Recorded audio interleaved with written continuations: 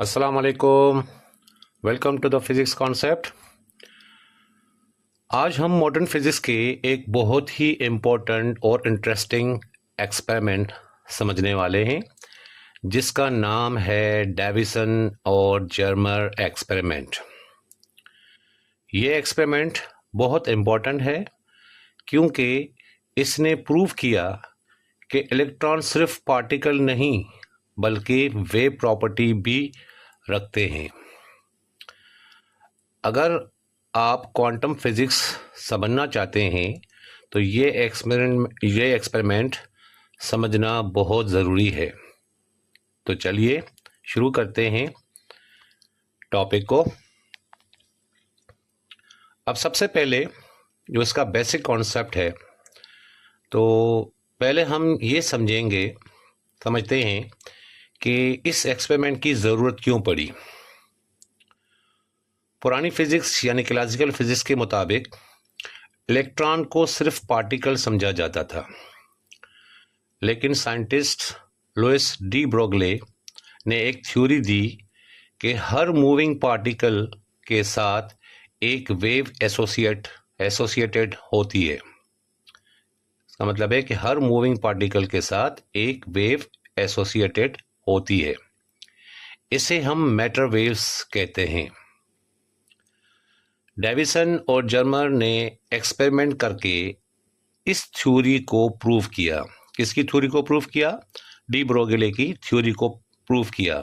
D ब्रोगले के मुताबिक वो कह रहा है कि हर मूविंग पार्टिकल के साथ एक वेव जो है वो एसोसिएटेड होती है। अब उसी चीज़ को इस एक्सपेरिमेंट के थ्रू डेविसन और जर्मर ने एक्सपेरिमेंट करके इस थ्योरी को क्या किया है? प्रूव किया है। तो सबसे पहले एक्सपेरिमेंट का इंट्रोडक्शन देखते हैं। 1927 में दो साइंटिस्ट, एक क्लिंटन डेविसन और दूसरा लेस्टर जर्मर, ने एक एक्सपेरिमेंट परफॉर्म किया जिसका मकसद था इलेक्ट्रॉन के वेव नेचर को ऑब्जर्व करना। इलेक्ट्रॉन के वेव नेचर को ऑब्जर्व करना। अब सबसे पहले एक्सपेरिमेंट सेटअप देखते हैं।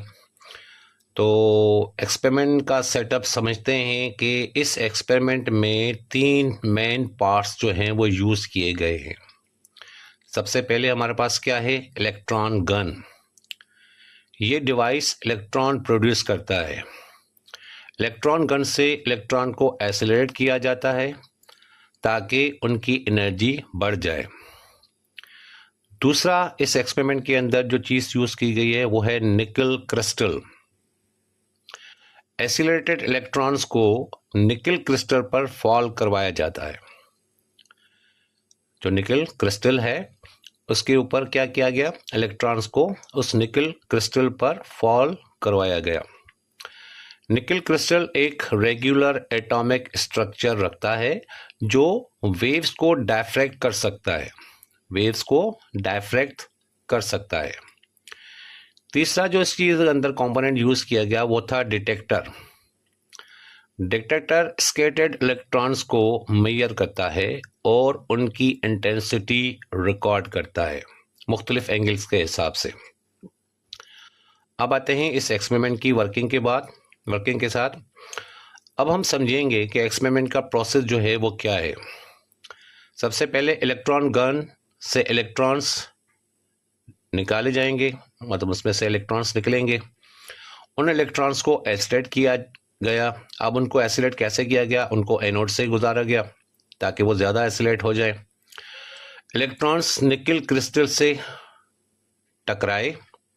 जब इलेक्ट्रॉन्स निकल क्रिस्टल से टकराए, डिटेक्टर ने स्कैटर्ड इलेक्ट्रॉन्स की इंटेंसिटी मेजर की। साइंटिस्ट ने ऑब्जर्व किया कि इलेक्ट्रॉन्स ने डायफ्रैक्शन पैटर्न जो है वो प्रोड्यूस किया। अब आप पहले पढ़ के आए हो डायफ्रैक्शन पैटर्न क्या होता है या डायफ्रैक्शन ऑफ लाइट क्या होती है। तो उसमें वो जो इसकी कॉन्सेप्ट होता है वो क्या होता है? वो वेव वाला कॉन्सेप्ट होता है। डायफ्रैक्शन जो होती है वो वेव थ्योरी के हिसाब से होती है। अब देखते हैं डायफ्रैक्शन क्या होता है। डायफ्रैक्शन वो फिनोमेना होता है जब वेव्स की ऑब्स्टिकल्स या स्लिट्स से गुजरती है। जब कोई वेव किसी ऑब्स्टेकल या स्लिट से गुजरती हैं और स्प्रेड हो जाती हैं। गुजरने के बाद क्या हो जाती है? स्प्रेड हो जाती हैं, फैल जाती हैं। इंपॉर्टेंट बात यह है कि डायफ्रैक्शन सिर्फ वेव्स शो करती हैं, डायफ्रैक्शन सिर्फ वेव्स शो करती हैं। पार्टिकल्स डायफ्रैक्शंस नहीं दिखाते। जो पार्टिकल्स होते हैं वो डायफ्रैक्शंस नहीं दिखाते, लेकिन डायफ्रैक्शंस का काम क्या होता है? वो सिर्फ वेव्स को शो करती हैं। लेकिन जो पार्टिकल होता है, क्योंकि यहाँ पे इलेक्ट्रॉन क्या है? एक पार्टिकल है, तो पार्टिकल जो है वो डायफ्रैक्शन नहीं दिखाते। जब इलेक्ट्रॉन्स ने डायफ्रैक्शन शो किया तो ये प्रूव हो गया कि इलेक्ट्रॉन वेव नेचर भी रखते हैं। जब इलेक्ट्रॉन्स ने डायफ्रैक्शन शो किया तो ये प्रूव हो गया कि इलेक्ट्रॉन्स वेव नेचर भी रखते हैं।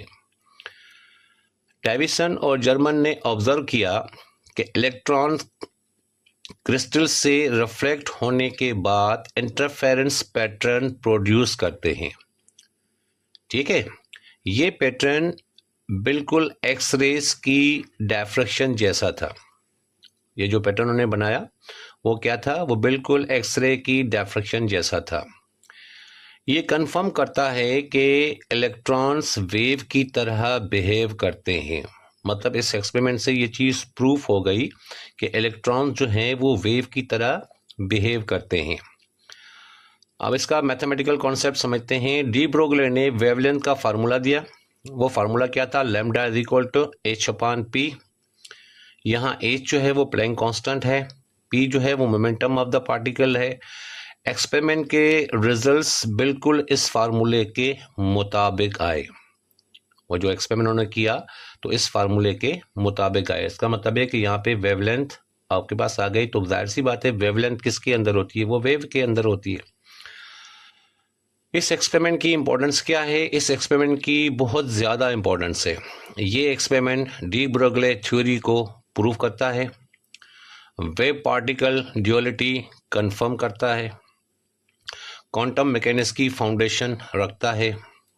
अब इसके रियल लाइफ एप्लीकेशंस क्या हैं? इस कॉन्सेप्ट का यूज़ कहाँ पे होता है? इलेक्ट्रॉन माइक्रोस्कोप के अंदर, नैनो टेक्नोलॉजी के अंदर, मटेरियल साइंस के अंदर और सेमीकंडक्टर टेक्नोलॉजी के अंदर। तो फाइनली इसकी समरी देखते हैं। तो सिंपल वर्ड्स में डेविसन और जर्मर एक्सपेरिमेंट ने प्रूव किया कि इलेक्ट्रॉन सिर्फ पार्टिकल नहीं बल्कि वेव्स की तरह भी बिहेव करते हैं। याद रखें कि इलेक्ट्रॉन डायफ्रैक्शन वेव नेचर का प्रूफ है। इलेक्ट्रॉन डायफ्रैक्शन वेव नेचर का प्रूफ है। एक्सपेरिमेंट डी ब्रोगले हाइपोथेसिस को सपोर्ट करता है। ये जो एक्सपेरिमेंट उन्होंने किया ये डी ब्रोगले हाइपोथेसिस को सपोर्ट करता है। ठीक है, बात क्लियर हो गई, कॉन्सेप्ट अच्छी तरह से समझ में आ गया। अगर आपको ये लेक्चर हेल्पफुल लगा हो तो वीडियो को लाइक करें, चैनल फिजिक्स कॉन्सेप्ट को सब्सक्राइब करें और बेल आइकन ज़रूर प्रेस करें ताकि हर आने वाली वीडियो का नोटिफिकेशन आपको प्रॉपर मिलता रहे। अगर आप किसी और फिजिक्स टॉपिक की वीडियो चाहते हैं तो कमेंट्स में ज़रूर बताएं।